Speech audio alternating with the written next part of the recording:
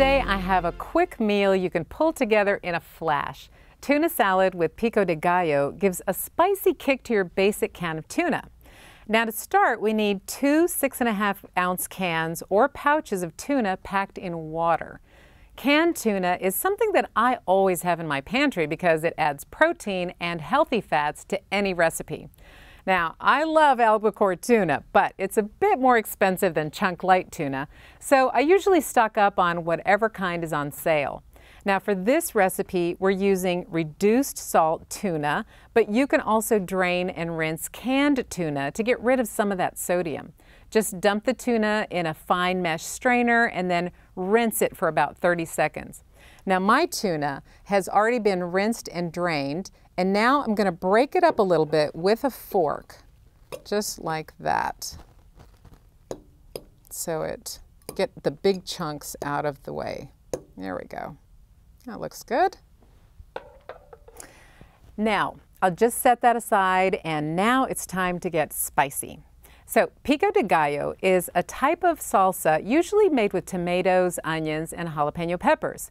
We're going to use all of those ingredients today and a few extra goodies. So to start, I have 2 medium tomatoes that I have already diced. Put those right here in my bowl. Now, when fresh tomatoes aren't in season, I use a can of no salt added diced tomatoes instead. Now, here's where we add the heat and the spice. Now, I have 1 jalapeno pepper, but if you want a milder flavor, just use half of it. If you like a little kick, then you can use the whole thing. Personally, I like a bit of heat in my food, so I've decided to use the whole pepper. Now I have 1 small red onion that has been finely chopped. Going to add that right in. And I like the color and tang of red onions in this recipe, but actually you could use any onion that you have on hand. Now next is the juice of 1 lemon. And then next, 2 tablespoons of chopped fresh cilantro. That's a staple ingredient in pico. And we have 1 minced garlic clove. And a 1/4 teaspoon of black pepper. So now I'm just going to give all of that a nice little stir. Get the lemon coating all of these vegetables.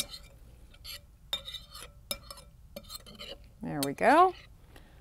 Now I often make a little bit extra Pico de Gallo to use later on. It'll keep in your refrigerator for about 3 days. So now we want to add the tuna to the Pico de Gallo. Right there. And we will give all of that a really good mix. Let's just stir that up here. Bring in all of the onions and the cilantro, the jalapenos, mixing it all up together, and it looks like we are ready to serve. All right.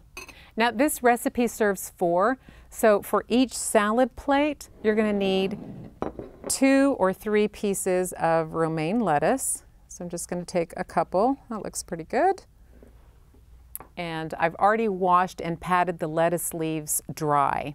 So now 1 big scoop of tuna, which is actually 3/4 of a cup to be exact, like so. That's about right. And then just add a few more veggies for color and extra nutrition. I'm going to add tomato slices and cucumber rounds to my plate. Make that look really nice. There you go. 2 medium tomatoes and 1 large cucumber is enough for the 4 servings, and that should do it. Our tuna salad with Pico de Gallo is ready to eat.